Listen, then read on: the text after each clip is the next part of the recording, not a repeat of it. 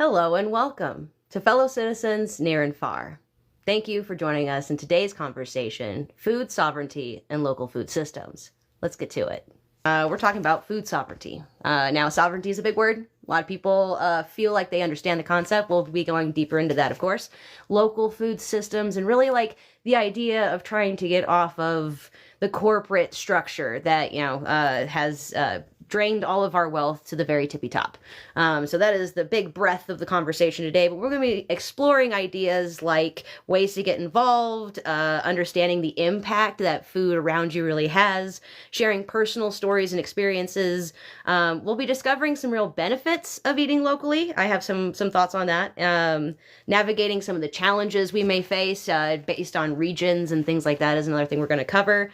And just encouraging a sense of connection because community comes with this sort of local food system in a way that we just don't really have in this day and age. Although there's places where it's starting to sprout and proofs of concepts are happening everywhere. And it's very, very beautiful.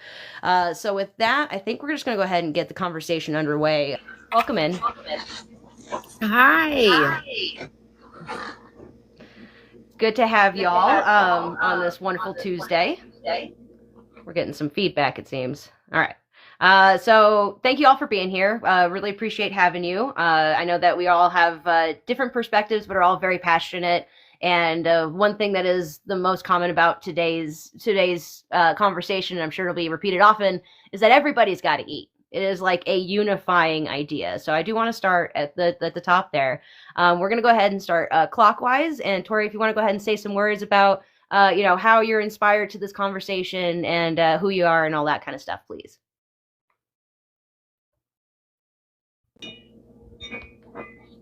Sorry, give me 1 second. That's all right. There we are. Good? Right on.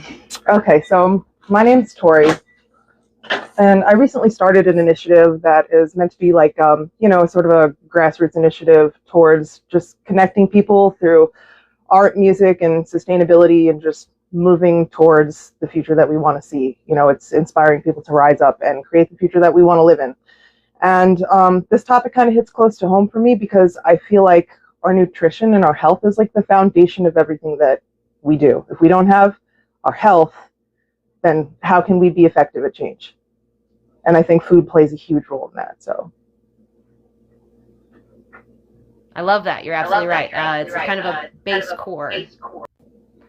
And then Darby, thank you for joining us. I know that when we spoke, we were talking about, of the list of ideas I had for this week, where we were most passionate about, and you wanted to come in on this day specifically, and I'm super glad to have you for that. Would you tell us a little bit about yourself and what we're doing? Hi, thanks for having me. So, yeah, I'm a mom who lives in Georgia, and I started my journey of like sustainability and like kind of homesteading whenever I got thrown into homeschooling during COVID. It was completely unexpected, and I had to teach the kids how to like grow stuff. And I was like, wow, we can really do this even right here in our homes, like on our windowsills. And it has snowballed for me into like really foraging a lot of our food. And I work with my mother-in-law on her farm to grow a ton of vegetables, and we just processed our first batch of chickens.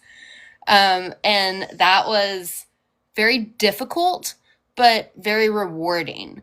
I think that's something that a lot of people aren't talking about, and that's one of the reasons why I wanted to join in on this conversation, is because there's a lot that goes into taking care of your own, like, growing food and harvesting meat for your family that people feel is inaccessible. But me and my mother-in-law managed to do it.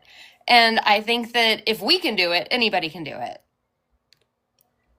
Right on. Well said. And I think that there are certain levels to where people can really fully engage. Like, I don't expect everybody to be like a full-on farmer and, don't get me wrong. I think a hobby garden, like learning to take care of a plant is actually a really good, wholesome way to like, have some introspection time, have some peace with nature. And there's a lot of good benefits to it. But I don't think that every single person is suited to like farm handwork and whatever. Like we all play different pieces and whatnot. And that's part of the beauty of it. But like, yeah, I think that even if it's something as simple as your favorite herb or like I did last year, did potatoes because my husband and I eat a lot of potatoes and onions.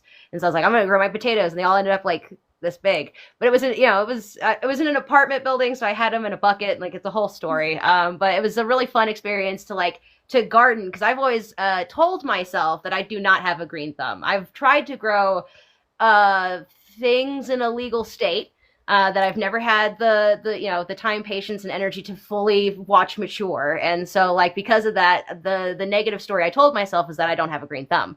But I did grow potatoes. Like technically there's enough for like one serving. So like success. You got to take it where you can get it, that sort of deal. And since we have some newcomers, we'll go ahead and open the floor. Now, I want to thank y'all for joining us in this conversation about food sovereignty and local food systems. We're just getting started with, who we are and what brings us to this conversation about food. Money Out of Politics, thanks for joining us today.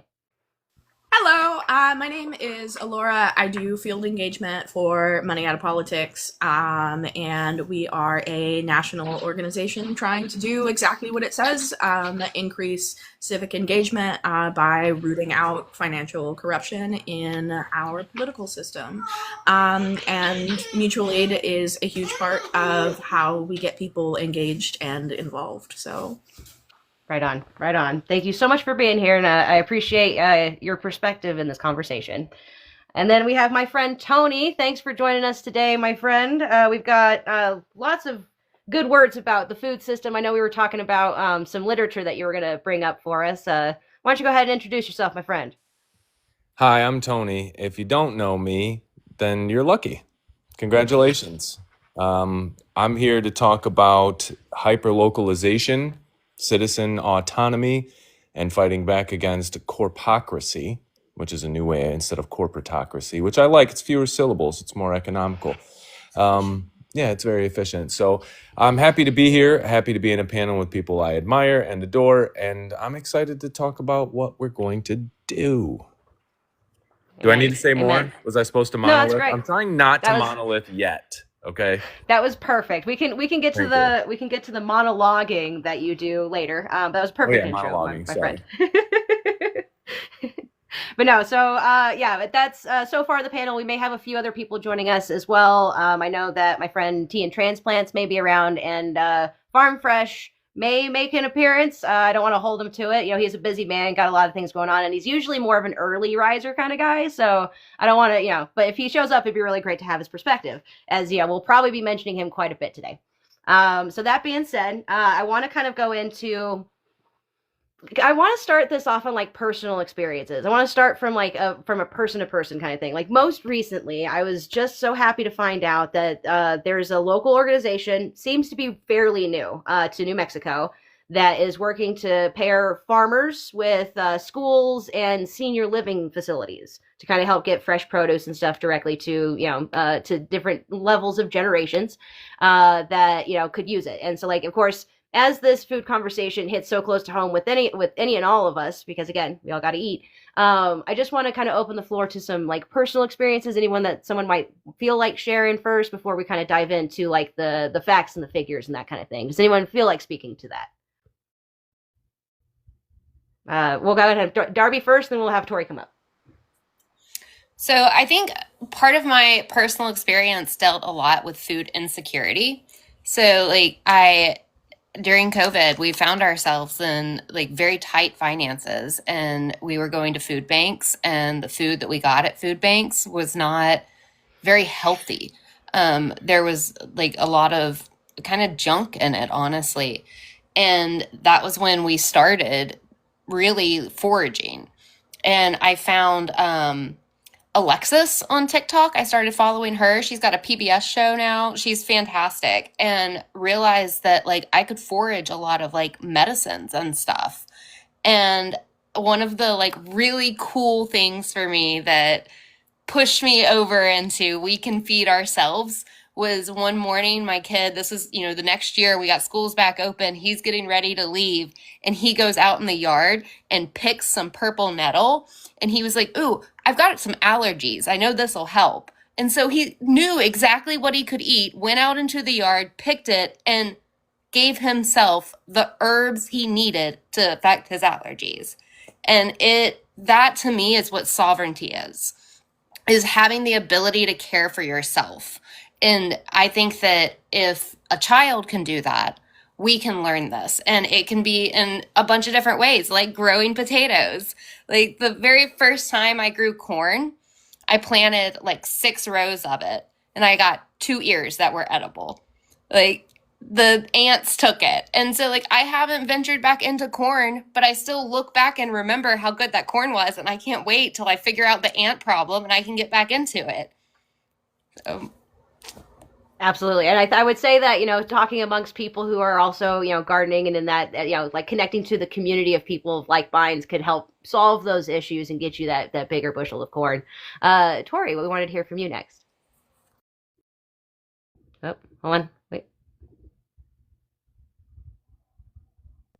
There we go. Okay. Can you hear me now? Yes. Is the feedback gone? We sound good? It sounds much better. Okay, we're good. Right. So I actually do identify as a person with a green thumb. Like I have a horticultural business, but I mean, I mostly take care of like ornamental flowers and plants, which are easier to grow. Flowers are easier to grow than food. And I remember when I first started out, like working in the industry, and my mentor who taught me basically everything I know about plants was like, flowers are easier to grow than food. And I was like, really? Why? And now like I see it, and I have tried, I have a large backyard. And I had a vegetable garden that I used to be more hands-on with, but like just trying to manage everything else, like having a teenager and a toddler at the same time, and like also running a small business, and then trying to like, which is taking care of plants and sometimes other people's vegetable gardens, and then coming home and trying to take care of mine is like, it gets away from me. So as to what you were saying before, even if you do have a green thumb, not everybody can be farmers. And so I've had experience with like, going out into the community and like even through a simple Google search and finding a lot of like local sustainable growers and doing CSAs through them. And like, I'm going to be 100% honest, I still buy things from the regular grocery store because a lot of times like we got to order groceries last minute and they come and they deliver them. And it's easier than having to go and pick up the CSA every week. I also sometimes am late to signing up for the CSA. They only have like a certain amount of slots, and so like if you don't sign up for the season then in time, then you miss it. So it's challenging. And I think but that's another reason why I think community building comes into play, because the more people who had gardens, like I've lost cucumbers to the powdery mildew, and I lose squash to the squash bugs, and you said you lost your corn to the ants. I can't grow broccoli because of the bugs. I've tried lots of times to grow broccoli and it doesn't work for me. So, but maybe if we all had, like even in one person's backyard to another person's backyard, we have different like microclimates and environments. So if we had communities all growing food together, it would be much easier than one person trying to feed their whole entire family with their one backyard. And I commend you for being able to like have the time to grow the food and forage it and everything and actually feed your family. My husband hunts and we fish and we try to like, find sustainable food sources outside of the grocery stores, but it's challenging, and it's definitely challenging for your average person who's juggling a lot.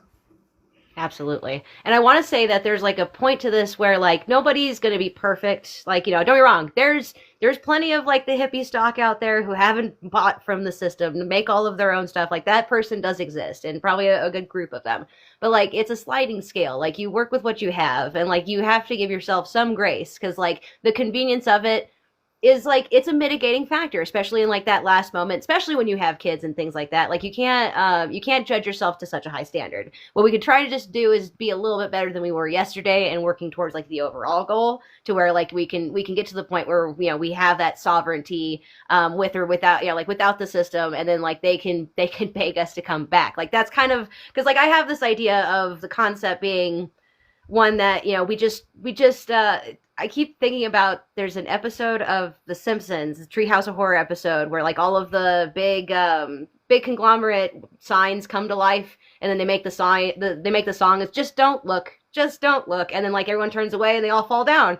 That's essentially the plan. Like if we can just create enough parallel systems to where we're choosing other options that really are like face to face and community driven and all these things, and over a long enough time, these, you know, the corporate lane will shrivel, and like, you know, they'll probably have some sort of like backlash or whatever. I'm sure they have a contingency plan, but in the meantime, like we can solidify our communities, connect with people. Breaking bread and supplying like, you know, the different gardens in the different spaces is a wonderful way to do it. You know, like I want to try and do like corn, beans, and squash, because like I did a thing a couple of years ago and it's like, I think it'd be a really cool idea to actually try that.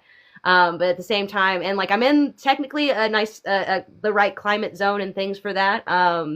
And I know that there's people around me that are really good at potatoes and onions. And like, so I'm really looking forward to, now that I've moved back here, like, yeah, going and like doing the trade-in thing any chance I can. Actually, we're thinking about planting garlic. We're looking up like how like you plant it like this time of year and let it winter and and then it pops up next year. So like, and my husband is crazy about garlic. So, you know, it's like those kinds of things, the way that, you know, you can do, and trust me, you do something like that, you're gonna end up with more than enough garlic. So you share, or, you know, with the Farm Fresh 24/7 app, you find a way to barter. And that every chance and choice we make to do that for ourselves and for our neighbors helps this overall goal. And so that's, you know, one of many directions we can take. But since food is everybody's one of the most important needs, it's something that's worth, you know, talking about regularly. So that being said, anything further from the other panelists about personal experiences before we move on? I will say my first involvement with the food sovereignty movement was actually because one of my neighbors got into a fight with the city over the number of chickens she was allowed to have, because she keeps backyard chickens and they have a city ordinance saying that she can't have more than 5. So I officially adopted some of her chickens. That's the way to help. Yeah. So me and a bunch of our neighbors, I think she has like a flock of 20. So I do not have 5 chickens, but in the eyes of the city, I have 5 chickens, so that we can keep her chickens. But that's, when I moved into where I am currently living, I had one neighbor that had chickens, and I had another neighbor that like grows peppers and tomatoes, and just started learning from them. I'm absolutely a guerrilla gardener. I'm gonna throw shit at the ground and see what comes out. We had pumpkins last year because I let the pumpkins that we carved rot into the ground, and they came back. Love that. It was not on purpose. It was just straight forgot to put them away, and then they disappeared, and then they came back. It's funny how nature do that.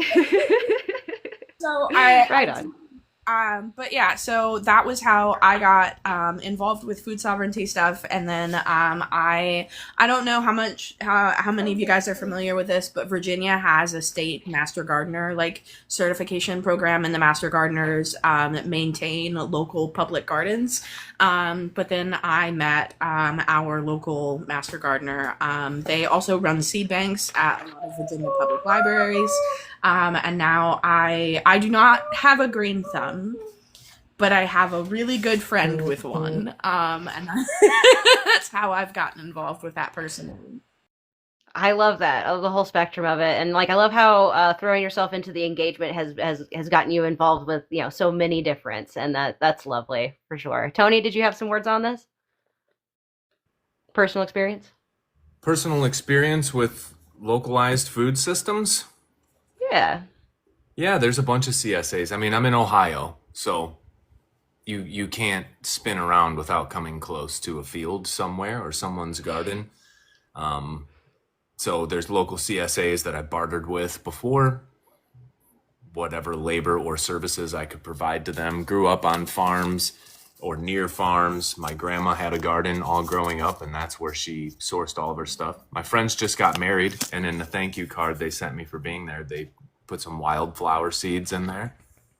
love Best that. spread on the ground, fall or spring.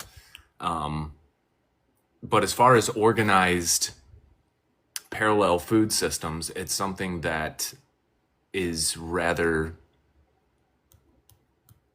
it's left wanting here. There's been some programs that have tried to get farm fresh food into the school cafeterias and things like that, but they never make it very far.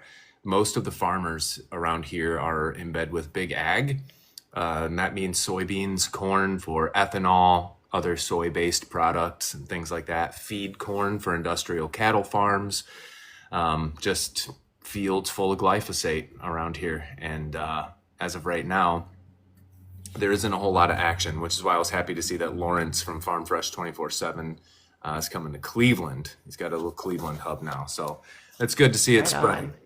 We definitely need to see more of it. I do have some other things that I'd like to share with the panel once we move on, though. But personal experience. I'll tell you what, you go ahead and shift us into the next space, and we'll take it from there.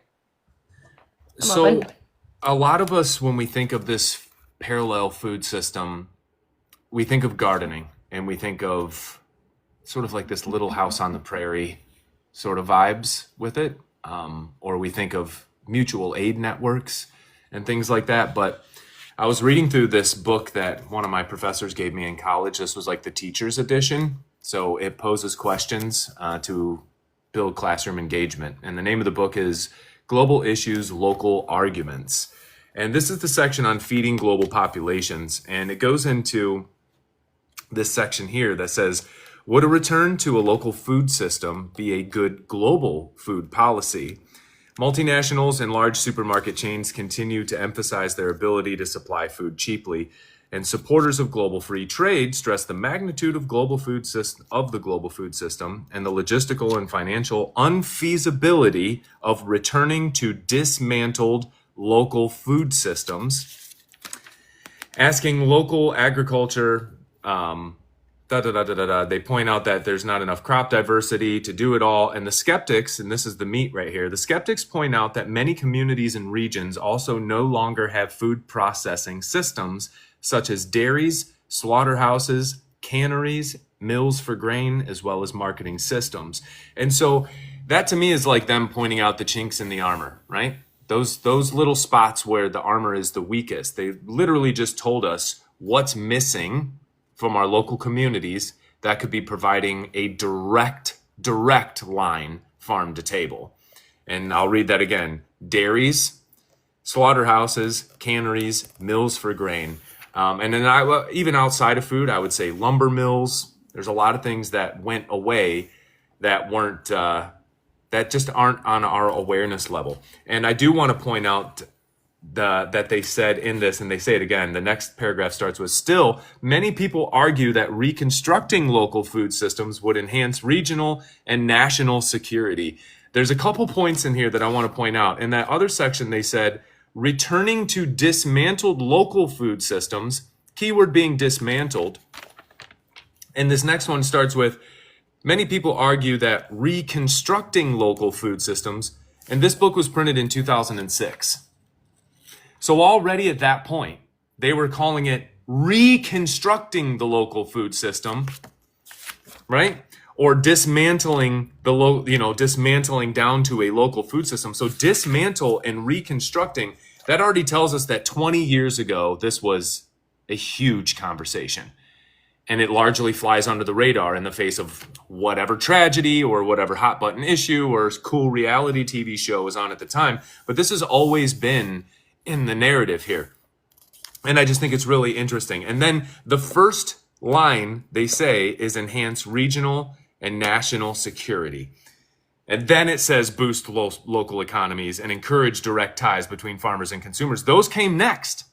The first part was national security. And that's the thing that I want to talk about is if we know that China owns most of our pork industry through something like Smithfield and other foreign nations, like with Syngenta, a lot of the beef, this has all been exported out to other nations. And so when we talk about regional and national security, it's not just threats from some possible foreign adversary. That is a real thing. But it's also in the event of some global catastrophe, something happens, there's some big when this system falls apart, these regions are vulnerable. So yes, national security, but also regional security.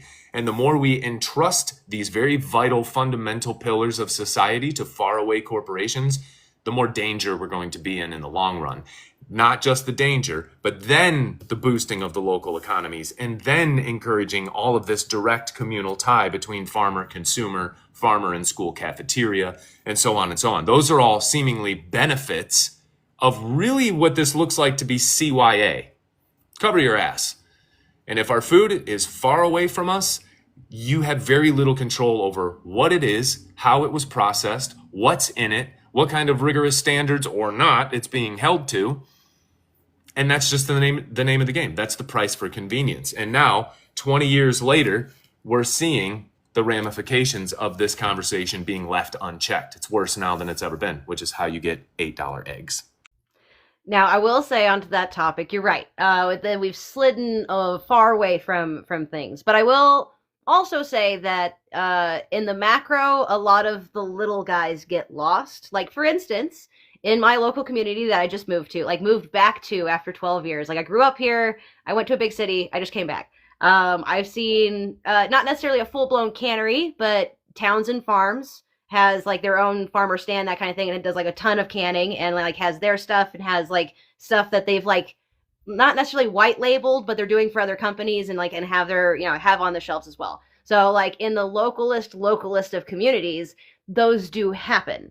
What I think is needed, as we say in this part of the conversation a lot, is like for people to know that it's possible, that we can revitalize this idea amongst communities across the board. So that way it gives people that like extra option. And like, so yes, like, the mills and and it's funny to me because recently I've seen a lot of ads on my TikTok feed about like a personal grain mill. Like, don't get the super processed stuff, just get this like super industrial machine that can like grind like oat berries into dust in like 15 seconds, and so that way you can have your own. And it's like, okay, that's more individualistic, and like, don't be wrong, it's still getting off of that corporate system, and like more power to you. If you use that to start like making bread and then bartering that bread, there you go. But like, yeah, if we could actually bring back like, a hometown mill and those kinds of things, it could go a heck of a long way. Does anybody have any words on that? We'll go Tori for this time and then we'll go Darby. So, just to go back to what Tony said for a second, we saw a glimpse of that, of like, not just it being a matter of national security, but local security. During COVID, we saw a glimpse of that when you went to the grocery stores and you couldn't get certain things, and that was just it. And that was only, like I said, a glimpse of it. Just imagine that on a larger scale. And I recently, during like some of the boycotts that were going on, the like buy nothing and blackout this, it wasn't blackout the system. I think before that it was someone else doing it. But when we were trying to boycott like the big corporations, we didn't want to go buy Pedialyte for my daughter when she was sick from CVS or Walgreens, so we tried to go to like the local drugstore, and they didn't have it. They hardly have anything, and they said they don't keep it anymore because nobody's coming in and buying it. And so the same is true for like our local growers. If we don't support them, if we don't go and purchase the CSAs and go to the farmers markets and go out of our way to look for local sustainable growers, then they won't exist anymore. I live on Long Island, and there's actually like a lot of sustainable and regenerative growers here, but it's just a matter of like actually going out and looking for them, because I guarantee you that like none of my neighbors know that they exist. I guarantee you that all my neighbors are getting their food from ShopRite. So it just keeps bringing us back to like the community building aspect of it, and like spreading awareness and bringing this conversation to more people. And with the, like you said, with the flour milling thing, if one person in the neighborhood had it and we were having like community potlucks, then that would be a great place to start. Or I don't know if you've seen, there's a guy on here called Commonwealth Food who's going and buying like meat directly from farmers and then giving it away for free in the local community as like basically a way to promote the local sustainable, or I don't know if it's sustainable, but either way, it's still supporting local growers and just showing people that they can support local growers and feed their communities for less without supporting the big corporations. Well, and there's other ideas to this as well, just real quick, because like not only is like the meat better because it's like more closely sourced and things, but it's also like of higher quality because and like in store bought, like the stuff that's meant to sell for the highest price, sometimes there's fillers, there's water, there's a whole bunch of stuff that ends up getting you less meat in the end. So like that's another thing to consider. Local people don't do that, at least on the whole. I mean, maybe that's person to person, but it just feels like the dishonesty is definitely in the corporation's pocket at this point. Go ahead, Darby. So, yeah, I was thinking while you were talking, Tony, like it reminded me of, I was listening in on you and Tripp's conversation the other day, I think with Tori. You were talking about how, like, if you've got a local cobbler, you need to go to them. Like, if you have someone who makes things, you need to use them. And it really kind of encouraged me to start actively making stuff. So, like, I literally picked up my crochet stuff and made a basket while I was sitting there listening to y'all. And I think that that's part of what this is we talk about this and it sounds so overwhelming of rebuilding a system, but the reality is that the system started with victory gardens. Like, I don't know, like, if y'all are familiar with that, but like during World War II, the government had a push to have everybody start their own garden. And it was just basic things. Seeds were available and you can start a little backyard garden. And it made such a dent. It helped so much that we were able to push through and not have to purchase sugar and things like this from other places because like people were rationing and working within their local communities. Like, these are accessible if we take some steps on our own. Like, building a mill sounds intimidating, but like I've milled my own flaxseed with a coffee grinder. Like, I make my own protein powder, and like I made bone meal from the chickens with just a little $8 Mr. Coffee thing. And I've been doing that for 2 years because I can't afford to get something else.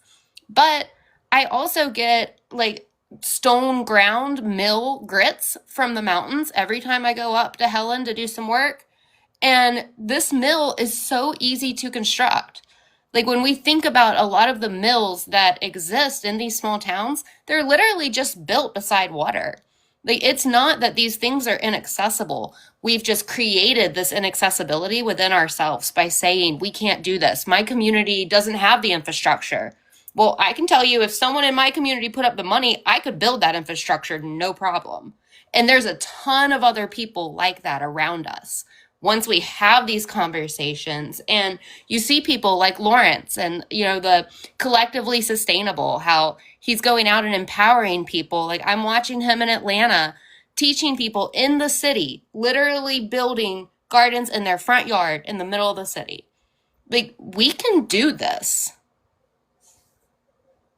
You're absolutely right. We can for sure do this. And I think that a lot of the negative self-speak, I don't have a green thumb and like those kinds of ideas, I don't want to go straight to the tinfoil and be like, it's programming. They're trying to convince you can do nothing but buy things. But like, it kind of has that feel, especially over a long enough course of time. And like, and in that regard, like, you have more power. Like, it's absurd to think that that in this story, our only power is the power of purchase. Like, that's ridiculous. It's ludicrous. And to get creative and find ways around that is something that the almighty they do not want, but like we're like thriving for. The collective unconscious is boiling with these ideas of community commitment and the paradigm shift because it's necessary, and we all really want it. So like, we have to stand up and get to it. So when it comes to like the food, yeah, like, not everybody's a gardener, not everybody's a full-blown farmer, but like, we can connect to people who grind their own stuff and make their own breads, and there's a bunch of different ways to plug into just the food system, much less the whole paradigm shift.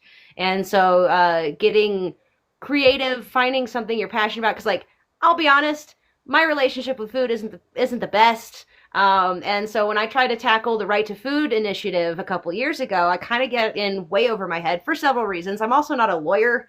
So like, I went in with like creative language, and they were like, you have to pick one word for this and use it over and over. It's like, oh, okay. Unalienable right is what we went with. And like, don't get me wrong, like it's a process, but like that's one way to plug in. And it goes all the way to the ground level where you're literally growing stuff out of the ground. And so, and we're not asking for people to like throw themselves in full-time job style.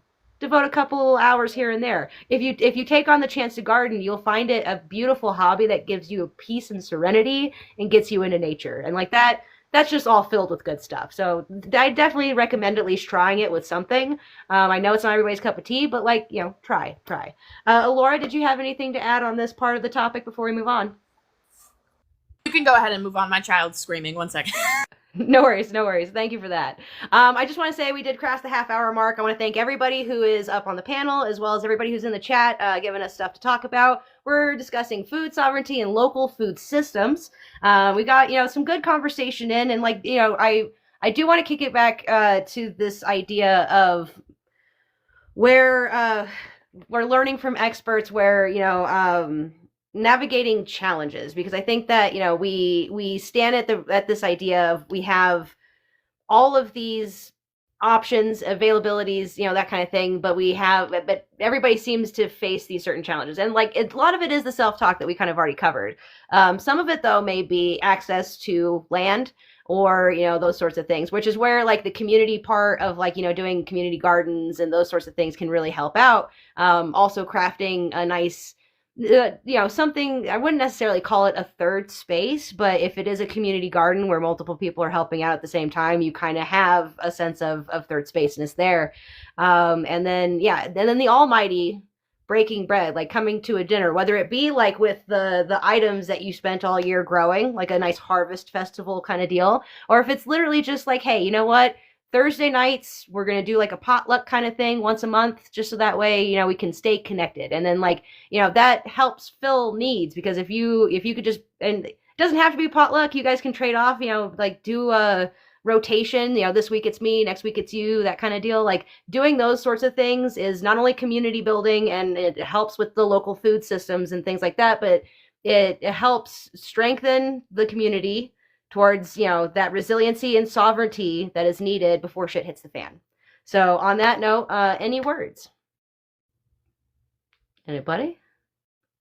Go ahead, Tori. So I like all your ideas of just again the community aspect of it, just strengthening the community in the process. But I also want to just keep reiterating the importance of whatever you don't grow at home, it's important to support your local growers. And I recently was I wanted to try and do an event this summer. It kind of got away from me, and I'm letting it go to next year. But I wanted to try and do an event this summer that was sort of a similar idea to your Citizens Revival, but something that would do exactly that and support local growers. I went and I spoke to a couple different farms to see if I could find a venue for the event, and one of the ideas that one of them gave me was doing a local tasting and having some local sustainable businesses and growers come and set up as vendors, and they give out free samples, or even getting some of the restaurants involved who source their food from said growers involved, and making it a fun thing for everybody to come and participate in. And then that shows people that these growers and businesses are actually available and they're here. The only reason I didn't end up doing it was because the farm that gave me the idea, the main venue that I had my heart set on, they wanted a lot for the venue, and I was I don't know if I have the network to actually be able to fund that project right now, so I put a pin in it, but it's definitely something that I still plan on exploring. I feel you. Yeah, no, the cost of the cost of the events and stuff can be a barrier in and of itself. As somebody who's tackling a 3-day event that I've gotten, I think the estimate is about $25,000 in total, and that's low end. That's if I'm really cheap and sparse here and there. And don't get me wrong, I'm gonna be able to shake hands, make deals, and maybe do a little bit. But it's the experience of, and especially with the experience of giving people something to do that is wholesome and whatever can go a hell of a long way. My revival does have a food element into it as well. There's a pancake breakfast after the spiritual service on Sunday that will, enable people to sit down and chat and fellowship and share and those kinds of things. And I feel that, the cost is definitely something that stops some people in their tracks. Or there's also like the list of duties. Like for instance, I'm gonna have to spend the next it's gonna be next year, and I have to spend the next year shaking hands with all these people, getting in the Chamber of Commerce, and like solidifying the deals and getting a laundry list of things together. Now I'm motivated by that, even though it's a huge undertaking, because I want to put myself on the other side where like the festival is happening and I can look around at all of the happy faces that are enjoying. Like, and what's funny to me is like I've started telling people, like, if you've seen Parks and Rec, I want to do the Harvest Festival that they like bring back to their town. It's like that, but like specifically for my town and stuff like that. And then I want to inspire other people to want to do that in their own hometowns, because like that, and or any manner of things. And so when it comes to having the ability to meet the needs, such as food, such as like putting on an event or whatever, and being able to meet that cost, that goes a long way. But there are handshake deals, especially when you're providing with local producers and that kind of deal, to help kind of mitigate those costs. Ideal venues are definitely something that, it's like, oh, we really had my heart set on this place, but compromise and that kind of deal is sometimes needed to make sure that the event goes on. But I hope that you find like a groovy team to work with, because that's what I have been blessed with. A couple of people on my team that have really helped me kind of put things in perspective about like how to get things done. So I hope that for you as well. Yeah, I just want to say, I like to see challenges as obstacles and not barricades. Like, Right. all the challenges, they're obstacles, not excuses. So 100%, like, have you considered doing any like crowdfunding for your projects? So not in an open space like platform like on the internet. I am thinking I have like a structure to get donations and stuff from like the people who will be involved in like the scavenger hunt and things like that, like penny and pebble donations that kind of help pay for parts of it. Big compass is once I prove the concept, I want to go to people like the Patriotic Millionaires to be like, you want your name on this as like a good legacy thing. You're not going to get a return on investment, but you'll get the legacy factor of it, kind of like an Andrew Carnegie and those kinds of things. But I've got to prove the concept that I can make it happen first, because if I walk in there and be like, I've never done this before, but trust me, like, doesn't go very far. And like, I'm lucky to have some people like in my council who are like on that side of the means. Like I wouldn't, like, they've done well for themselves, and like that's the feedback I'm getting from them, even though they are excited from the idea as well. So it's one of those, it's a scalability sort of deal. But yeah, there's an avenue for crowdfunding, but I really want to inspire people to do it in their own hometowns. So I don't want to solicit them for money and then turn around and tell them to do stuff. I don't know. It's maybe I'm weird about money, so just straight up. But getting back to food.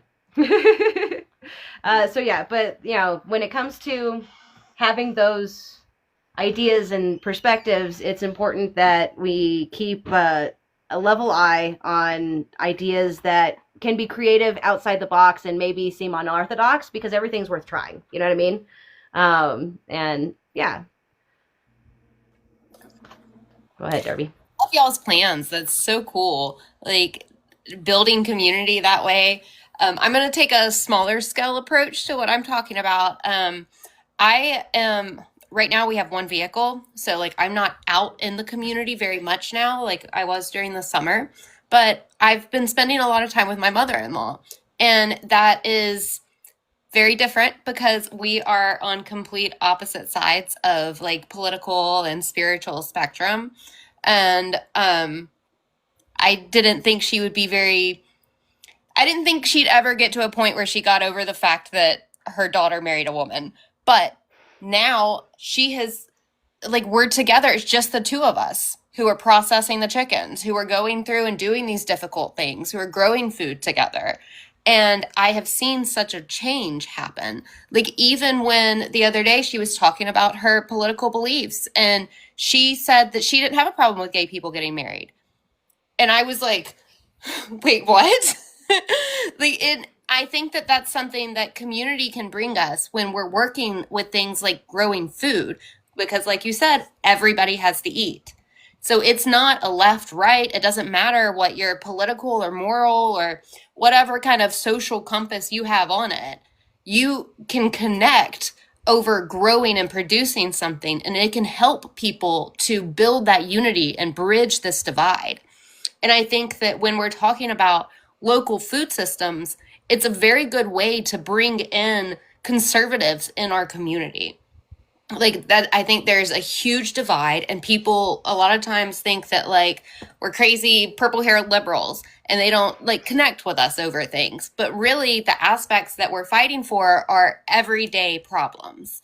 Like we're here to confront and like the problem with greed and the hoarding and how we can make a difference. How can we show up in our everyday lives? And I think food's a great way to do it. When you were talking about funding for these projects and stuff, it's really interesting because I got a call from my dad today who lives out in Oklahoma. He works in the oil industry and is very conservative, and told me today that he started his own pepper blend company because he's gotten so into gardening that he's wanting to like sell peppers and stuff. So he's sending me a bag of the seasoning that he's gotten trademarked and he's ready to market because he needs a loss on his taxes. And so it's like, this is a market for people as well. Like, do you want to do something that's actually going to help feed people and help your pocketbook? You can take a year's loss of research and development, $25,000 worth of loss on your taxes right there. You know, and you can claim a loss for 3 years. So like when we start to think about ways that we can work within this system that has profited people who are hoarding wealth in order to change it and put food in our bellies and still market it to helping their pocketbook, like that's how we can start that initial change and kind of fuel to where we can get a parallel system built to support when we do go on a full strike, when we do totally black everything out. When we're doing these things, we have to have this secondary system in place. Yes, absolutely. And like the closer we are to, like, you know, like Tony said earlier, the closer we actually are to solving our problems, you know, gets us to that space of sovereignty in a way that when shit hits the fan, or when, you know, like when something happens, we are resolved and we are connected. And that goes a really long way in a bunch of different aspects, but especially like where food is concerned, like where our meals are coming from. Like if we're thinking about it less in a consumer story way, where it's like I've got mine and it doesn't matter what else, like as long as I can get mine, we need to shift to more of a citizen story paradigm where we're talking about, you know, as a collective, what's best for us all. And so if we were able to fully transition to those ideas, then when we come to the other end of it and we're asking those questions, we're starting with better questions, which give us better answers on a collective space. And so, and when it comes to things like multiple houses in the neighborhood gardening different things, you know, someone does the zucchini, someone does the corn, beans, and squash, and like, you know, then they have that block party at the end of the year where it's a harvest festival and we've made like all these different dishes, and there's still more to go around to all the neighbors and like, you know, people, and maybe somebody in the neighborhood is interested in canning, and so like they can for everybody in the neighborhood. Like there's ways to do it, and it's going to depend on getting out and meeting the people. And one of the easiest ways to meet the people is usually with some sort of breaking bread type ceremony, even if it's like, you know, we were talking yesterday about during intergenerational collaboration about hosting sweet corn boils or popsicle afternoons, like something to get the neighbors in the neighborhood to you. Usually involves giving them something, a little bit of an experience, maybe a little bit of food. And honestly, if you can afford it, it's an excellent way to start the relationship and grow experiences with people that are going to propel us forward when it comes to this. And then it's a cycle thing. Like if that sweet corn on Sunday afternoon was a real hit, you do that like once a month, and you know, probably it's going to grow over time, and you know, people bring in more food. Like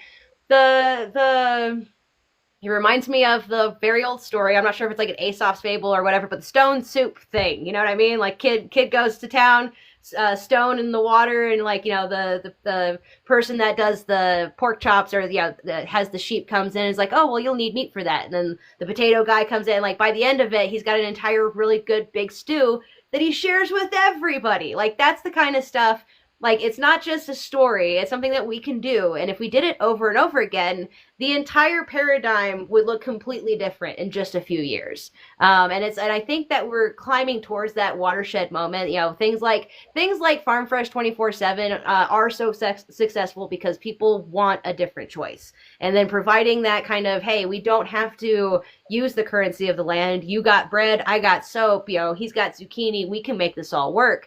That's not only fun for people, but it's fresh, and it's like it is that parallel system being built. And I just think that the more options we have like that, the better.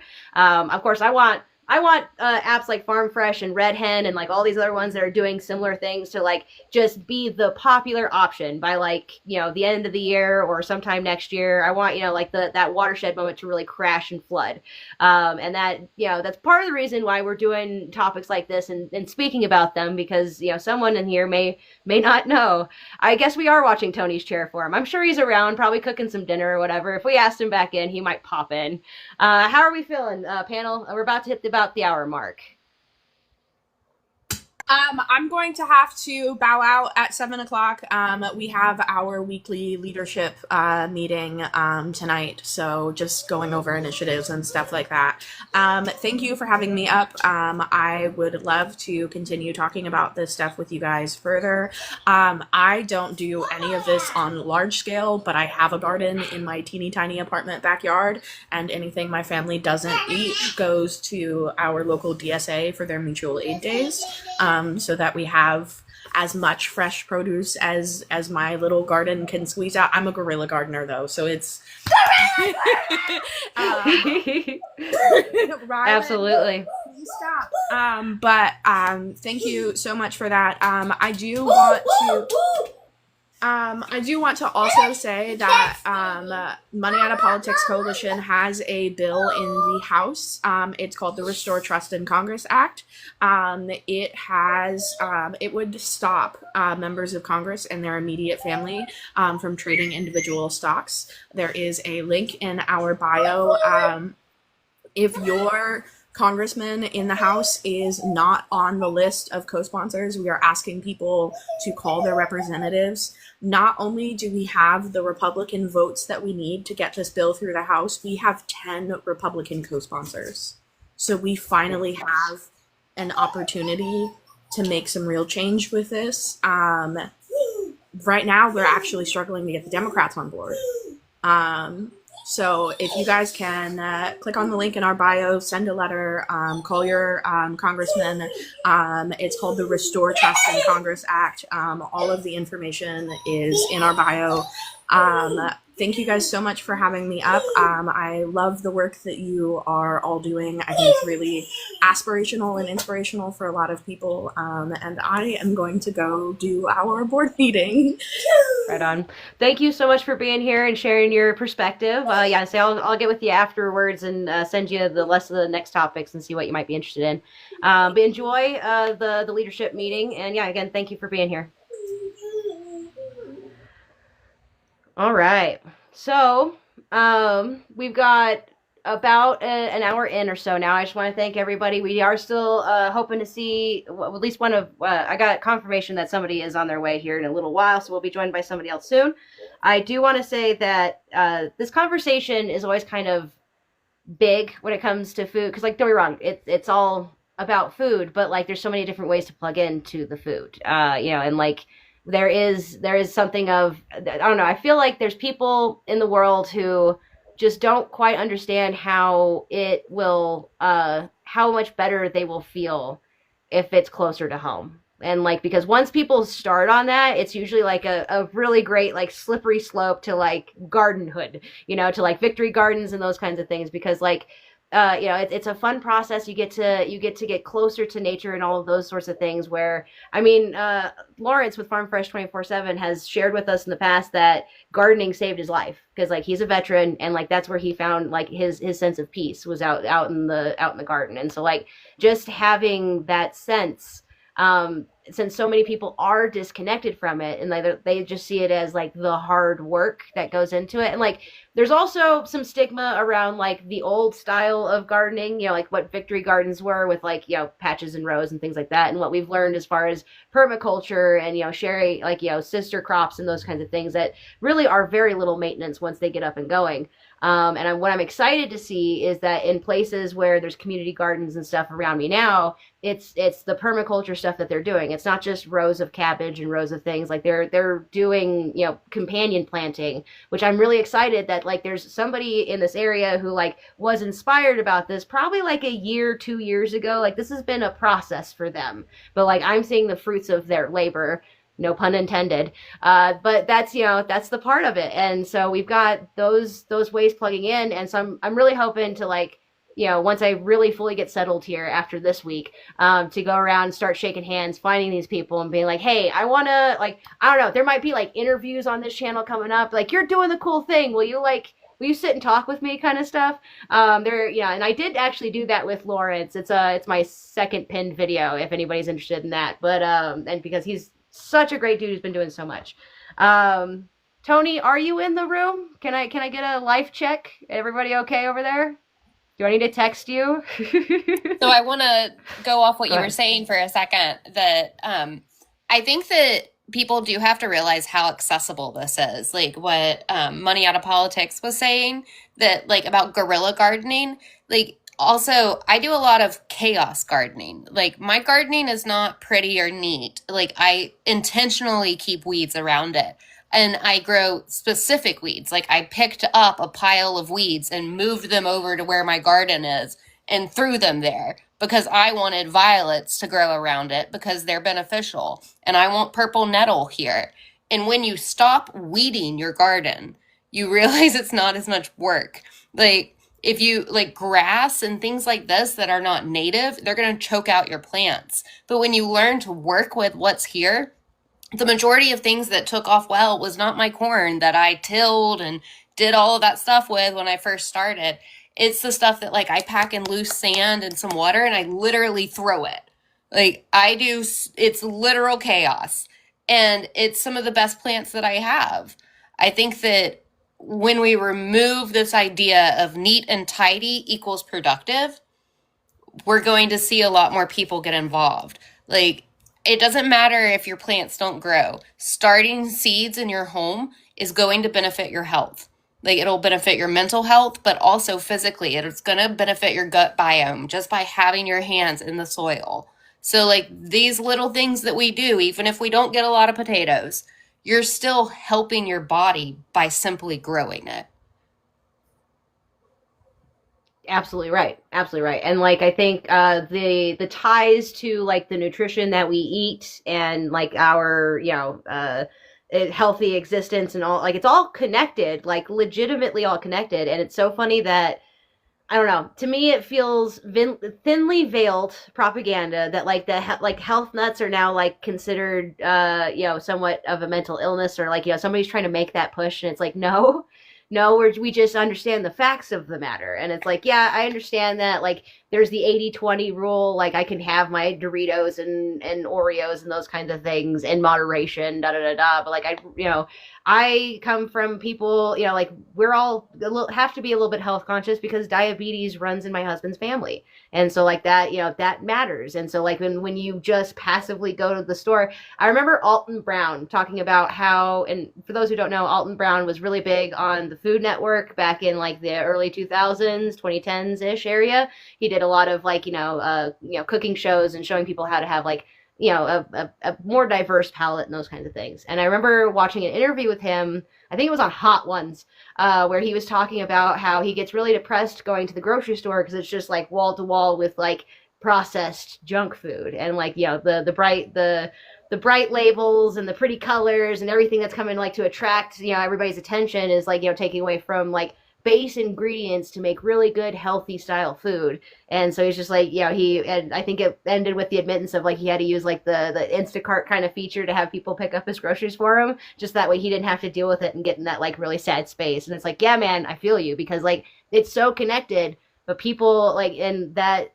fact doesn't seem common knowledge these days, which is weird. It feels tinfoily as hell, but like it's one of those things like, no, our food, what we put in our bodies directly has a say in what happens to us later and those sorts of things. And like that cannot be understated, and again, we go to every piece of this conversation that we have has an element of introspection to it. And so like our nutrition, what we're putting in our bodies is that level of introspection. Also like what our gifts and stuff are as far as when it comes to food, but really what we're putting in, you know what I mean? Tony, so nice to have you back. Do you have any words for us? I do. It seems insurmountable for some people because I've heard a lot in this live, you may not be a green thumb, you may not be a green thumb, but gardening is not a talent, it's a practice. And when I got my first house plants, when I first moved out on my own, they died. For sure. They died. But now I've got a lot of beauties. And when they get sick or they look like they need some help, like I know what to do now to help them. But that took me 21 years of living on my own, of having plants, and I think that's one of the biggest things right now is we can't be so afraid of the industrial food system that we shame and judge ourselves into a state of indecision and analysis paralysis.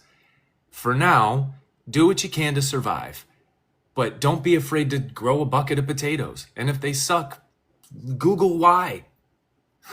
Be specific, ask somebody, and this is the part about community is, these knowledge sharing platforms are way too dense to sit there and be like, well, I'm not a green thumb. Yeah, you are. You just haven't practiced. That's everything in life, to say, well, this, I live in an area that's not, hey, man, humans have persevered and survived for a long time. Even if you're in an urban desert environment, there are people who are pioneering ways to grow food indoors through closed hydroponic systems. And I know that's a little bit seemingly more costly. I don't necessarily know that for a fact. It just seems more costly than dirt and seed. But there are ways. And I think we can't let the fear of how giant this task is stand in the way. Because when you talk about growing your own food, it seems like a lot. And then when we talk on a more regional or macro scale and we say, what about dairies and slaughterhouses and canneries and mills? How do we bring those back closer to home and maybe make them employee-owned businesses? Like really go all the way in the new world, go all the way in the new models. It seems even more insurmountable, but this is just what the times are asking of us. And luckily, there is a movement happening where community and cooperation are at the forefront of the conversations, almost in every one of these political sectors where debates are happening. So I think we have to stop telling ourselves that we can't or that it's too hard. We just need to start finding a way, So you might not be a green thumb now, but it's because you haven't practiced. And starting a regional or even just a singular town like mill, whether that's for grain or lumber, don't toss it out. You might crunch some numbers and decide you only need 4 or 5 people to go in on it, right? As a group of investors to do it. It might not be as expensive as you think, but when we sit here on the outside, on the perimeter, and we say, well, that's going to be too expensive. We don't have access to that, the canning equipment, but what about the dairies? And like it's you don't know until you to really get in there and figure it out. And you might find out that it's not as insurmountable as it seemed from the outside. And that's the mindset, I think, that is going to really lead the charge, and which is what we see in a lot of these parallel builders, these parallel pioneers, as I like to call them. They just decided to do it. And you figure it out along the way.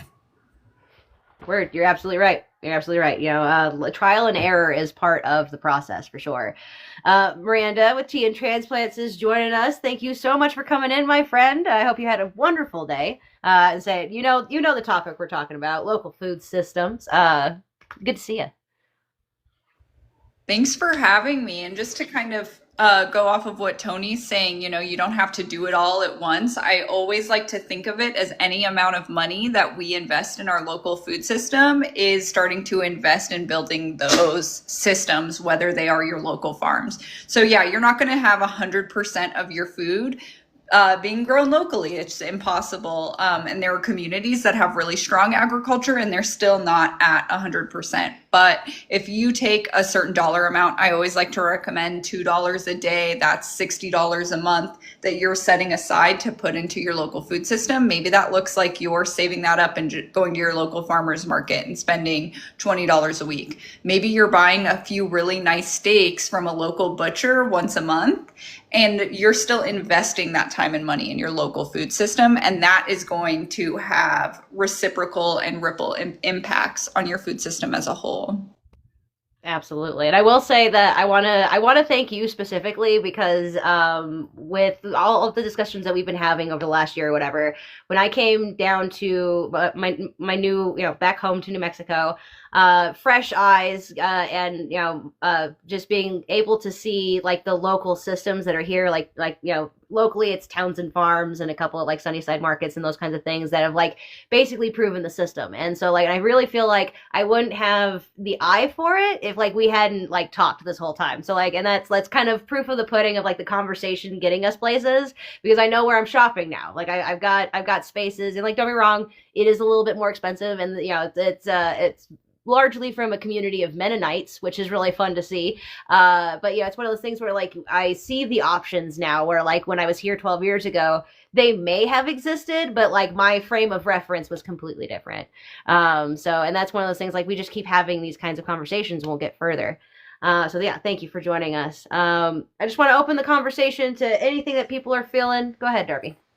So I'm going to have to hop off, but I wanted to say, Tea and Transplant, is that what your name is? All right, awesome. So running off what you're talking about with local money spent, that every dollar that you spend in your local food economy circulates 2 to 3 times more than if you spend it at the grocery store. So just keep that in mind, that it's not just about growing your own food, but it's about supporting the local systems and finding that, because that's going to keep going around and around. And I've really enjoyed the conversation with y'all, and I hope that people take away from it that like this can be really approachable. Like you don't have to change everything, just add something. Absolutely. Thank you so much for coming up and sharing your perspective and your story. Really grateful to have you, and I'm looking forward to the next conversation as well. Absolutely. See you Thursday. For sure. See you Thursday. All right, so I want to just take this opportunity to thank everybody who is with us today up in the panel, and the people who are down in the comment section, keeping us on track and whatnot. I really appreciate everybody who's here, because we understand that this paradigm shift is needed, and we're all interested in engaging in different ways. Today, since we're talking about food, I feel like everybody has a stake in it, but to varying degrees. Because we do all eat, but we don't necessarily all have to produce. Although, again, I will say, like I said at the top of this, trying a little gardening, your favorite herb or one of your favorite vegetables, just as a way to connect with nature and get that kind of space, I think is really enlightening, and honestly starts a whole path of, at least hobby gardening, if not full outright farming, for those who are good at it. But yeah, so thanks again for everybody being here. Let's see, where do we go next? Because we've talked about benefits of the local economy getting bolstered, and I think that we can kind of expand to that where when we have our needs met closer, that food sovereignty idea of your local butcher, there is a dairy, a cannery. If we can get back to those sustainable ideas, then the benefits aren't just immediate health, nutritional, but as Tony was speaking earlier, of national security importance as well. Like there's a whole scope to this that is highly nuanced and worth discussion. And I think that it's important to think about, the avenues that aren't really thought about. So to kind of wrap back around to the idea of we shouldn't be in a position where an entire foreign country owns, one slice of this pie, because that's concerning for a whole number of reasons. Tony, you have words? Of course I do. I think the scope of this conversation is about national security. It's about working against the centralization of financial power through corporations and shareholders, because we know nefarious or not, if the bottom line is always profit, then they're going to do whatever they need to do to ensure that the black line keeps on rising, right?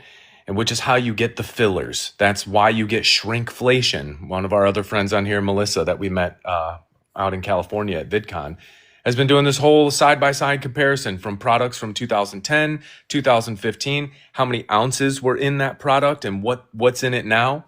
Used to be 10 cookies per sheet. Now there's 6, same price or even more expensive. And so we see that this corporate thing, I see a lot of people monolithing it and turning it into like this Lex Luthor like sort of situation. And you know, whatever, gamify it if you want to, if that helps you. But at the end of the day, it's not one billionaire. It's not one business. It's this idea that we will chase profits at any cost. That's why we push back against corpocracy, because its fundamental existence is because of shareholder sensibility, where we chase these profits. So you want fillers in your food, you want sawdust in your Parmesan cheese, you want these things, you want shrinkflation, well, then we keep participating in that system. So not only do we have the pushback against corporations, we have to do this for a matter of national security, or when natural disaster happens, if your food's all coming from far away, and like Tori was saying earlier, even during the pandemic, we saw this. We saw those food supply things happening. It's a very brittle and fragile system, as with most systems, I'd presume. So you have national security, anti-corporatism, and then if that's not enough of a selling point for people, then we can start talking about community building and how good it is for people's mental health to be a part of something bigger than themselves. And if that's not enough, then you start talking about gut microbiome and the sense of fulfillment that people get from growing the food that then they eat. It's an ancient practice. There's a lot of woo-woo around the importance of doing that, and I'm sure there's science too. So it's like this is a multi-front war on our very sustenance. And so finding a way to plug in any way that we can. And again, I'll reiterate the importance of not judging yourself all along the way. You might have to buy from a company that you don't love. It might be the only way you survive. And if that's the difference between you making it and not making it, or being, undernourished, well, don't do that. That's stupid.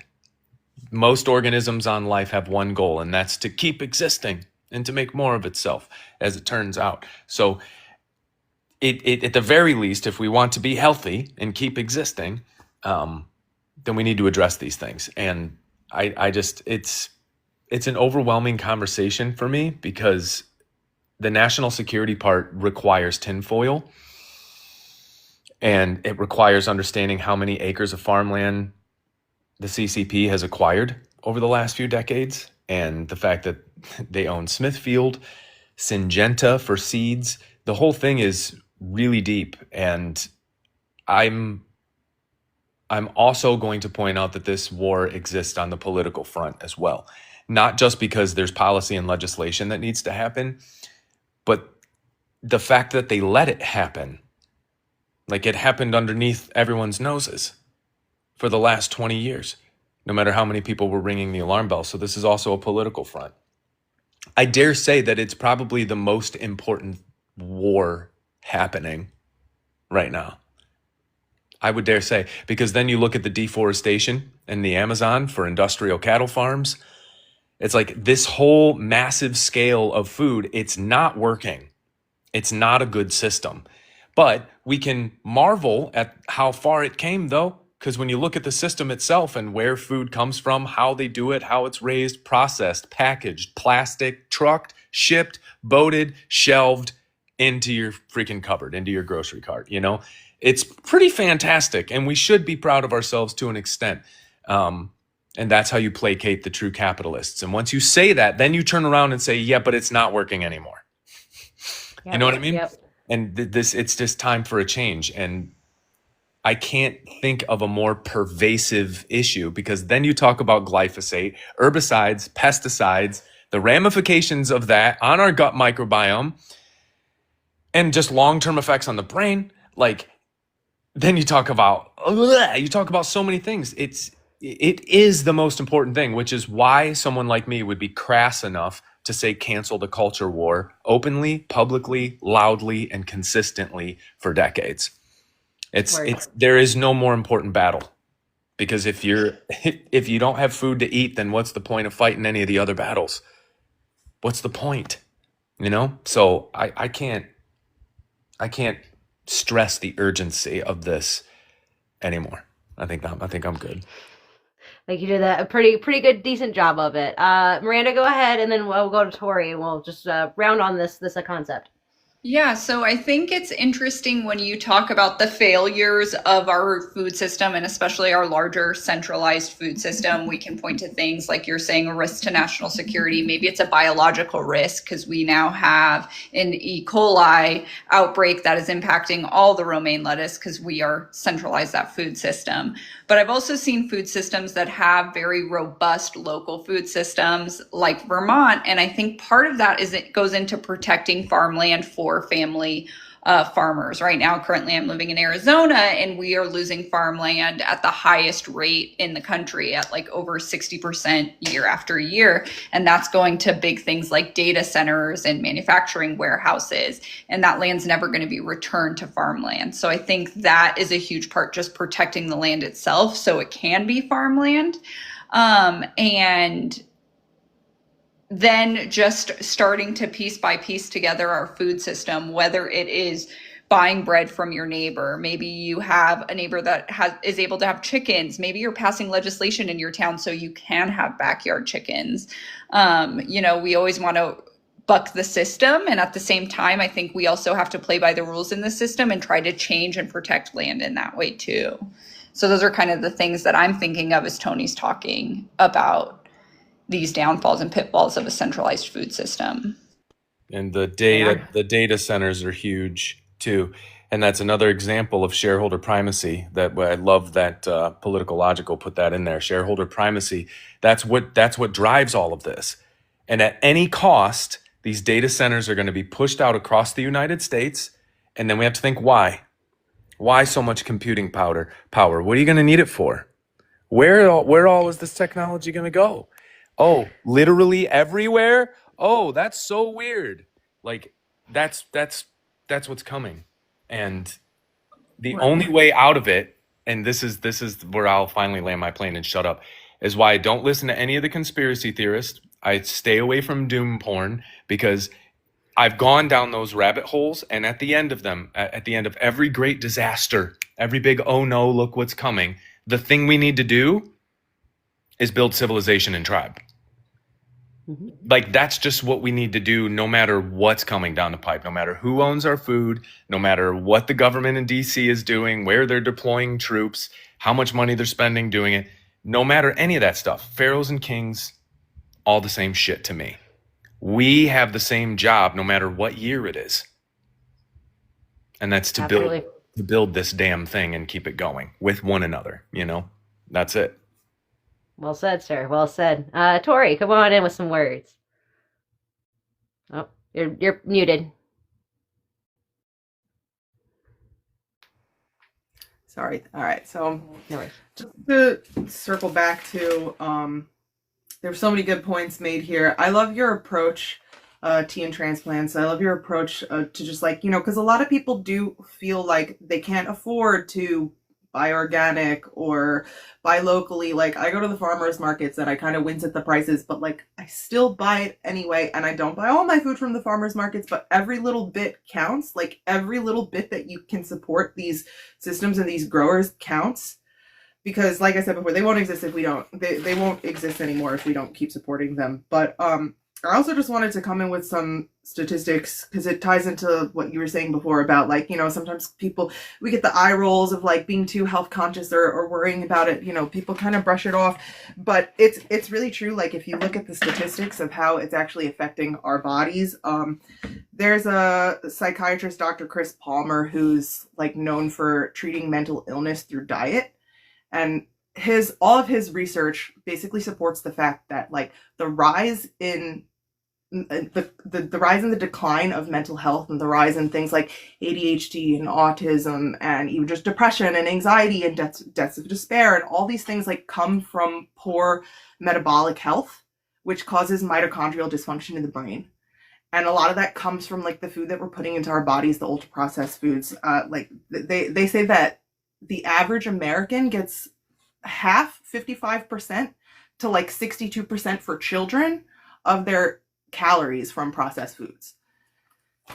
Yeah, isn't it? Like, and I'm, and I don't claim to be like the healthiest eater, but again, like what Tony said before, we can't beat ourselves up for not being perfect because every little bit that you can contribute counts.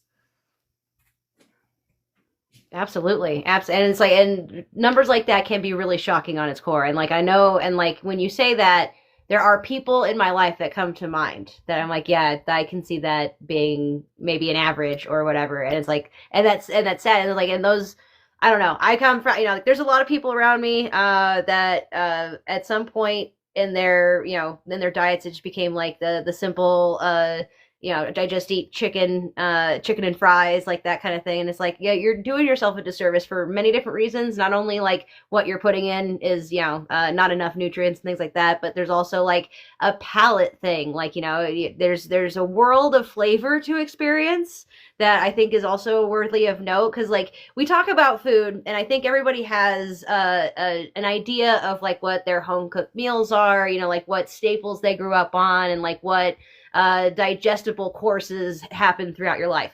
But that's different in every region. That's true in the United States. That's true around the world. There's the idea of like a complexity in our flavors and whatnot. And like you can learn a lot about somebody's culture through the food that they eat. Like for instance, I'm back in the land of green chili. There's green chili everywhere and in everything here. And like, also New Mexico boasts that we have the best, like we're the chili capital of the world. It's like, it's a home culture sort of thing. So much so that when I lived in like Denver, which isn't very far, we're talking like 6-8 hours away, they have a concept of green chili, but all their green chili is like a pork chili stew. And then you can get a vegetarian green chili. So it's like, it's worlds apart from like, the kind of stuff that we have down here. And like those kinds of things add, not necessarily just flavor to the world, but, a rich depthness where we can connect in community and like, and that sort of thing. And like, it's a beautiful thing, but it's something that that there are people out there that, eat the processed food, eat the chicken and nuggets, and like they consider themselves happy. It's like, you don't really know what you're missing, Mm-hmm. Yeah, I think I just wanted to share real quick. I'm actually from El Paso, so I have a lot of family in New Mexico, and I've spent a lot of time in New Mexico, so I know what you mean about the green chilies. And there are things like that, like corn tortillas, for example, especially like fresh homemade corn tortillas, just remind me so much of home.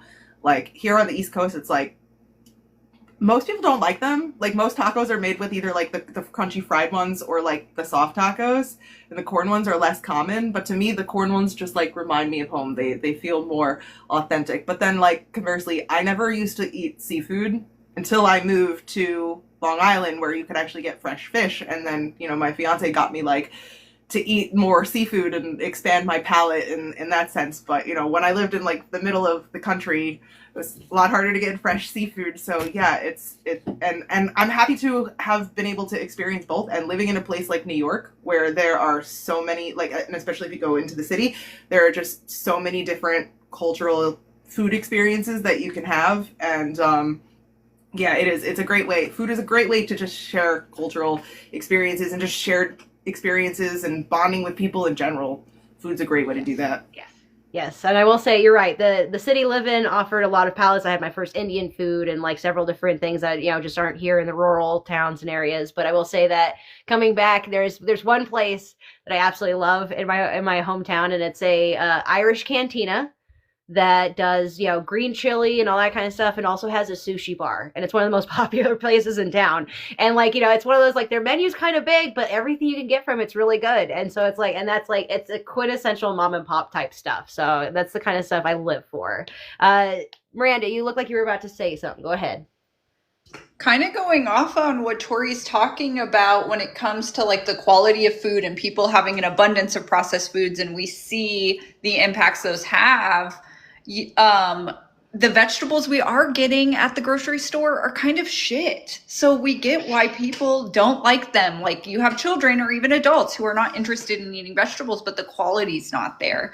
So I think that's another, bucket in the coin toss for supporting your local food producers, because it's going to be more expensive. Your watermelon isn't going to be a couple of bucks. It might be $7 or $8, but the quality might be a lot better. And hopefully it's that mass abundance thing, that the more people that start to invest in these systems, these costs start to go down. But if you have, the resources, or even if you don't have the resources to buy all of your groceries there, but you're investing that $2 a day, we can start to have that capacity to make things more available.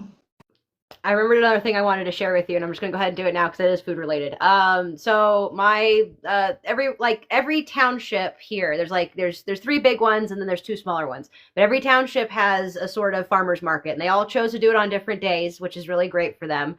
But what I found really interesting is that in Aztec specifically, they have like the buyback bucks thing, but it's like a WIC thing. So like they literally charge, like they give all the senior citizens these cards that they start them off with like at a certain amount, 60, 80, whatever. And then as you spend it, they'll just put more on the account. And it's out of this like slush fund to make sure that they get, like really good nutrients and, locally grown stuff. And like the farmers and stuff at the markets get paid real money. It's just like a debit transaction system that goes like through the city itself. And like my mom has it, my husband's grandmother has it. And so like we went to the farmers market last Wednesday, and they were just like, let us buy you some stuff. It's like, okay.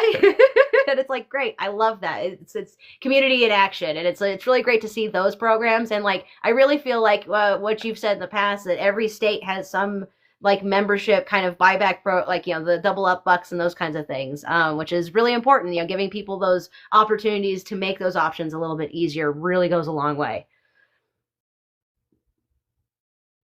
I'd love to jump in here and talk about the other part of this that I think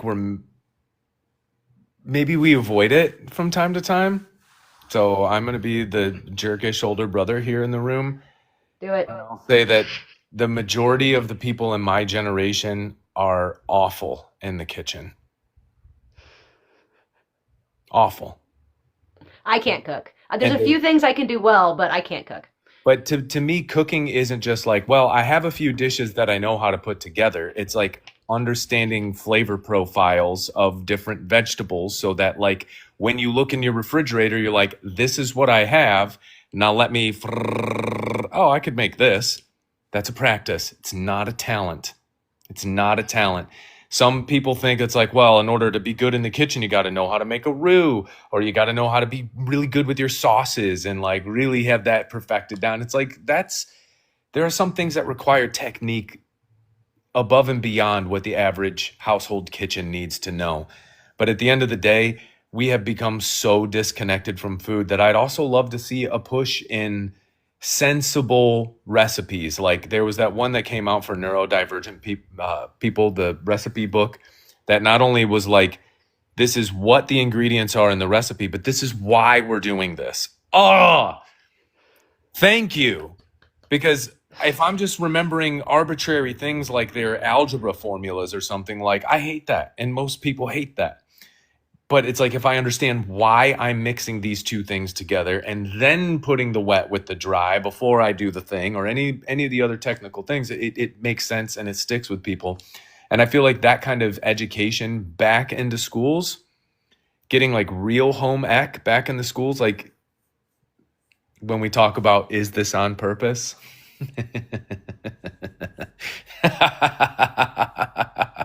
Of course it is. The whole curriculum's on purpose, man. And the lack of home ec, and then leading us into this conversation. Like, I was one of the last graduating years. I graduated in 2004. And I know that I was one of the last generations to have home ec. Yeah. I will say that my home ec was kind of subpar. I remember we got to do some sewing projects. But when it came to the kitchen stuff, the only thing I really remember making was like pretzels.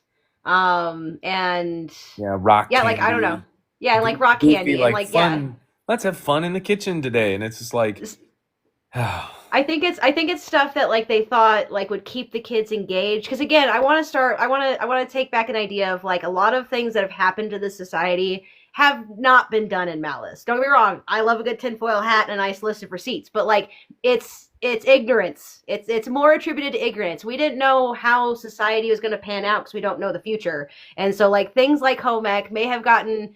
I mean, it's one of those things when budget cuts to schools and stuff, like the home ec was one of the first ones to go. Woodworking was one of the first ones to go. It got to the point where like I was part of the last year of like playmakers and they got that cut just a couple years later. And so like, so malice, intent, maybe a bit of both. I'm not saying it's totally, ignorance, but I am saying that more often than not, that razor tends to lean one way. sure. And again, well, it's shareholder supremacy too. And that's the main thing. Consumerism paired with shareholder supremacy.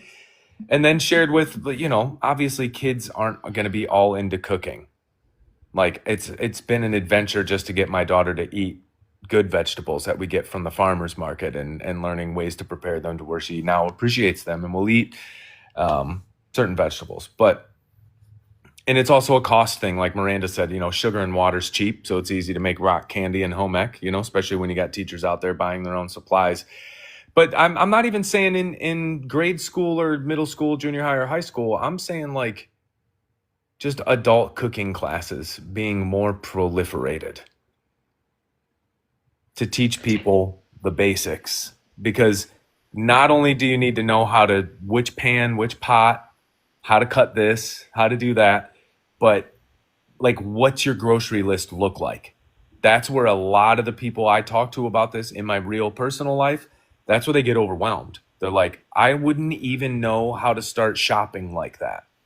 And I've done a couple videos on this historically of just like over time building up my pantry so that I have my spices, my raw ingredients, things that have shelf life that I can keep for a while.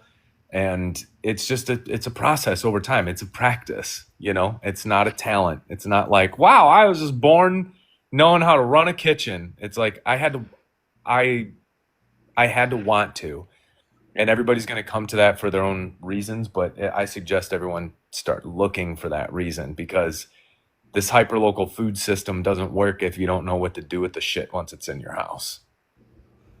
And we see that in food rescue too. So often we see, grocery stores getting rid of things and they're going to the food bank, but maybe it's like 80 pounds of just green bell peppers.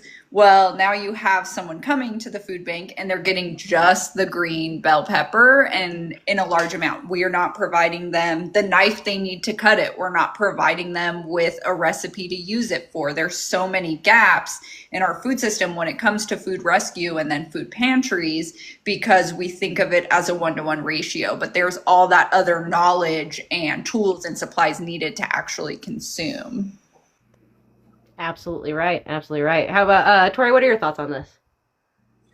I agree with Tony about the corporatocracy being to blame for the lack of capabilities. I mean, if you just look at marketing as a whole and the way that like we've kind of been conditioned to eat meat every single day, every single meal, 3 meals a day, that's like something that is very American and very recent. Humans didn't used to survive off of like that amount of meat and the lack of fiber and vegetables that we're getting in our diets.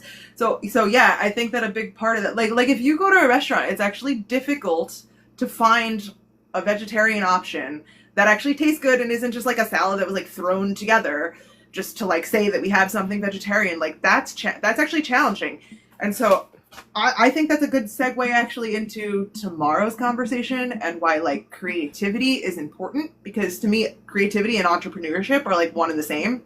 So I think more people getting creative and starting businesses where, like, say maybe you're doing a fast food restaurant that actually serves healthy food that's actually coming from local growers, or like what we were talking about before with organizing events and connecting local growers to local businesses and connecting people to those local businesses is something that can make a big difference. Because people don't know where to start. They don't know what to eat, they don't know what to buy, they don't know how to prepare it, and there is a wealth of knowledge on the internet. So like, there are no excuses. But let's be realistic. Not everybody cares as much as the people who are having this conversation right now, and we need to get people to care, and we need to take away as much of the barrier to entry as possible.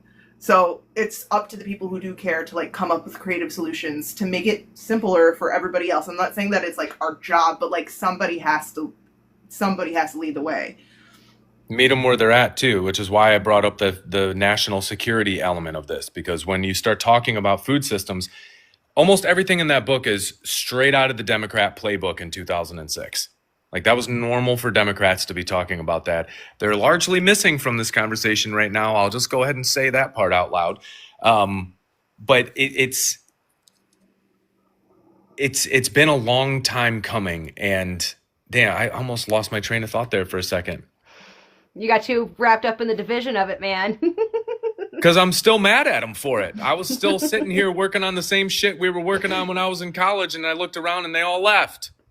And there were a bunch of moderates, libertarians, and Republicans in the room. And I'm like, where the fuck did Bobby Kennedy come from? Why is he here? What happened to this movement? What's going on right now?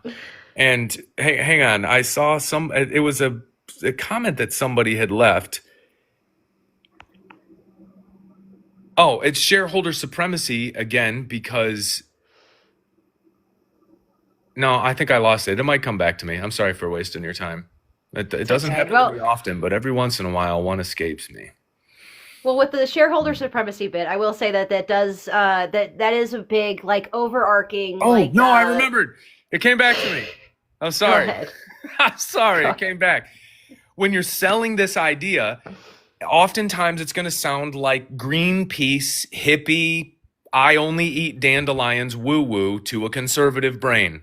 I know, because I'm from Ohio, and that's what I've dealt with the entire time. Back in 2006 when I was reading that book for the first time, that's the sentiment we got.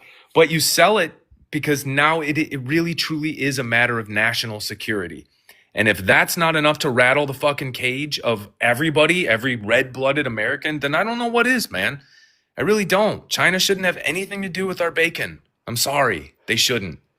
Especially all of it through Smithfield. Like, that's crazy talk to me.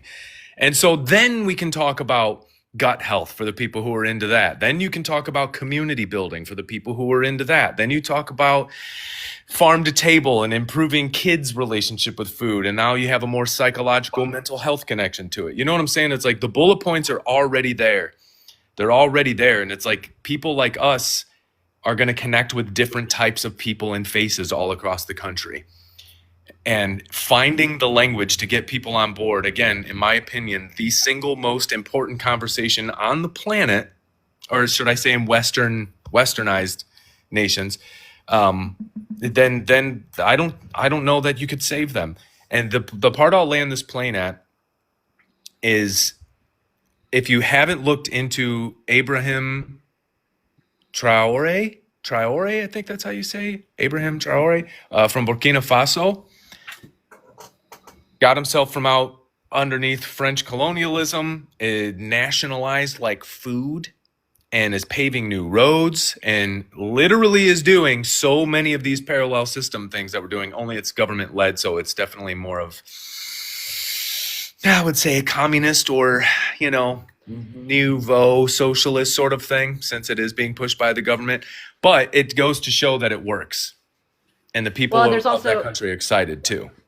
There's also a level of militancy to it, which is helping it work its magic as quickly, I think. There's that idea of, order behind it to kind of, that they have a plan, a mission, and a goal that they are definitely marching towards. I give it, if he gets any more national coverage, I give it till spring of next year. Political logical. We'll see. We will see. Let's get back to the point of conversation because we are at the last 20 minutes. We're not quite to last words yet, but I want to warn y'all we're in that territory. We'll probably start in the next like 5 or 6 minutes. I'll go ahead and keep this conversation open. Tori, go ahead and you had some words? Can you spell his last name? Abraham what? Traore? You're muted. Oh. No, Traore. Traore. Sorry, one more time. The E has the little French fancy, the baguette above the E. One more time. Traore. Traore, I think. Okay. Yeah, there it is. Sorry to anybody who's got French heritage. I just think baguette above the E is really funny. Don't judge me. It has a giggle to it for sure. Yeah, it's interesting to see such things happen across the world because, like, you know, we got a question earlier about the Ukraine and stuff, and just to quickly address, like, I would really love for these ideas and concepts to be like to be thought about on a global scale. But like right now, the scope of which where we can actually have good access and move forward is kind of limited. And so I assume bring it back home so that way people can can really sue and sit on, you know, what can happen here. But that being said, we're gonna go ahead. We lost Miranda all of a sudden. We're gonna go ahead and go into I invited her back in. I'm gonna go ahead and start off with final words. I'm gonna wax poetic for a second, then we'll go ahead and go clockwise. If Miranda's back in the room by then, great. If not, I was happy to have her. I hope everything's all right. So, food sovereignty. Again, I'm going to come back to this word of sovereignty because I think we talked about it in a lot of different aspects today, but what it means is having that system close to hand. You know where your food comes from. You see the processing. It is, and in the hyper local sense, it is as close to you as possible. It would help a lot of things, not only our nutrition, not only our communities, but it also help the planet, like, you know, not trucking, you know, pork from America to China just to be packaged and all that kind of stuff would definitely help from an ecological standpoint as well. There are so many facets to plug into, and we brought up a lot of them tonight, whether it be, you know, growing your own food or preparing your own, like baking your own bread and those sorts of things, all the way up to ideas of, you know, helping the food system from a top-down type, you know, with legislation or, you know, from the farmers markets and things like that. So there's a lot of different ways to engage in and act, and every single little bit that you do does matter. So like, as we have discussed, give yourself some grace, understand that it's not an all or nothing game. I would love to be able to be like, I'm never shopping at like the big box stores again. I'm never eating at fast food, you know, like at restaurants and like big chain things again. Like, you know, I would love to be able to come out and declare that and actually stick to it for the rest of my life. I'm human. And like, you know, sometimes I want that chain restaurant. Sounds good. Yeah, and I've earned it because we've been cooking and stuff like that. We've made the good choices for 2, 3, 4 weeks at a time. It's time to reward myself, that sort of deal. And like, I think it is one of those things that as you march forward, because I started with soaps. You know, I started, like, I don't use big box shampoo and conditioner and body soaps and stuff like that. Usually I try and buy locally where I can, or, you know, those kinds of things is just as my entry point. And then, you know, then it was meats and it's veggies, and it's like, and it's a scope that you can, you know, make larger as you go on, as you become more comfortable in things. But give yourself some grace with this, because it's an upward battle for us all, and we're starting from pretty low on the slope, but together we can actually make a lot of progress. So with that, I thank you guys for being here, both in the conversation down below and the panelists I had up tonight. Let's go ahead and get Tori, if you have a moment to speak and do last words. If not, we'll go to Tony first. You good? Yeah, I don't know if you can, oh, there, my camera's off, but okay. Okay. You can hear me though, right? Yes. Okay, there we go. All right, sorry. So, yeah, I just want to reiterate, I really agree with Tony about this being, like, the most important fight. Because, like, if we're not strong mentally and we're not healthy, then we're just at a disadvantage in this entire fight that we're trying to fight. So, I also, think that, like, as I was saying before about like the poor nutrition, like if we're not getting proper nutrition and we're not in the best health, our brains aren't functioning as well, and we can't be as creative, and it prevents us from collaborating and building community. And this was something that I was going to save for.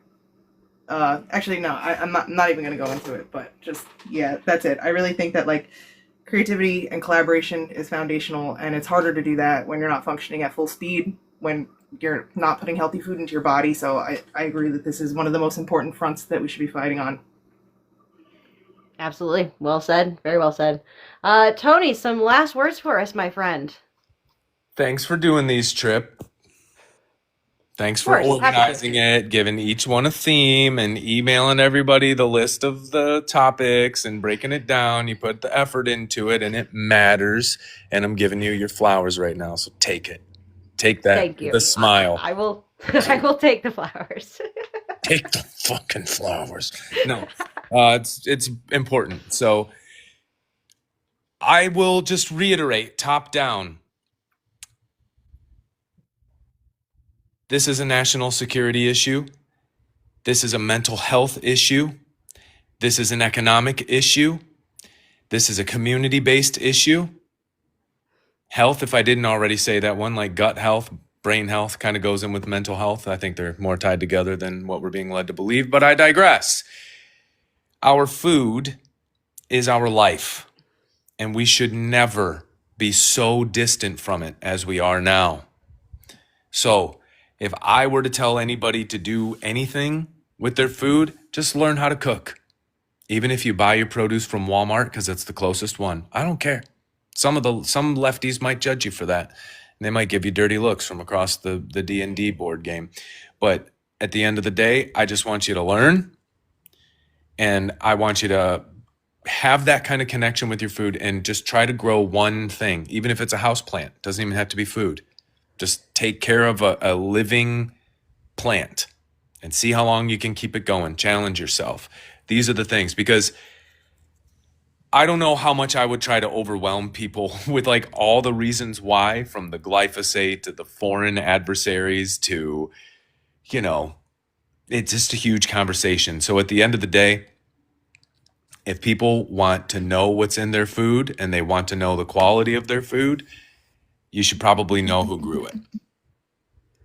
And the more we push these very important pillars of our society off to shareholder-run corporations, the more we'll see them deteriorate like everything else for the sake of the bottom line, right? Shrinkflation, putting filler in foods, taking the cheap route, cutting the corners, exporting it now, which is what's happened. And if you're already in this fight and you're trying to think about how you're going to promote it, think of who you're talking to. And all of the bullet point lists that we've gone over tonight, from national security, health and wellness, community building, hyper-local economies, like we've got all the goods for every single lane of the political aisle. There should be no issue trying to convince people that this is the issue. This is the issue. And if that's all too much for somebody, ask them how good they are in the kitchen. And if they think they're terrible, help them. Help them learn how to make a roux or bake a loaf of bread, rise some yeast. Help them out. Teach them. If any of you are close to me, get at me. I don't suck in the kitchen, okay? Happy to help you out. I love you all, and drink more fucking water, okay? I will attest he's actually a pretty good cook. I will say that. So if you're in the Ohio area, reach out. And then Miranda, I'm so glad we could get you back up for last words. Sorry about the weird connectivity issue. But thank you for being here. On my end, sorry. All good. Yeah, so final words from you, please. I think just kind of as a final thing, food is a connector. So when Tony's saying invite somebody over to learn how to cook, just invite someone over for dinner.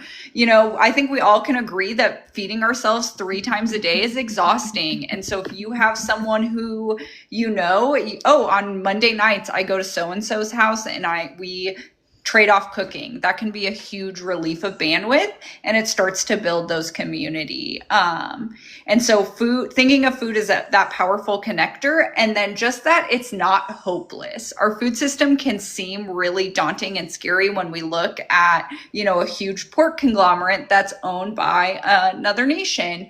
But I can guarantee you, I can find you a pork producer that's within 100 miles from where you live. There are people out there who are small family farms who are producing, and it might cost a little bit more money. And if you don't have that, there is no judgment. But if you are someone who's heavily resourced, consider being the forefront and the founders of investing in these local food systems and start changing the pathways and supplies that you get for your food. And just remember that every dollar matters. So if you're budgeting just $2 a day or $60 a month to spend in your local food economy, maybe that looks like you have a really great bagel place in your community and you're buying frozen bagels and putting them in your refrigerator. Whatever you can do to spend at least $2 a day in your local food economy is going to have a ripple effect. Like we discussed before, when you spend locally, that money tends to stay in your community a lot longer than if we immediately go and send it to Jeff Bezos or the Walton family or things like that.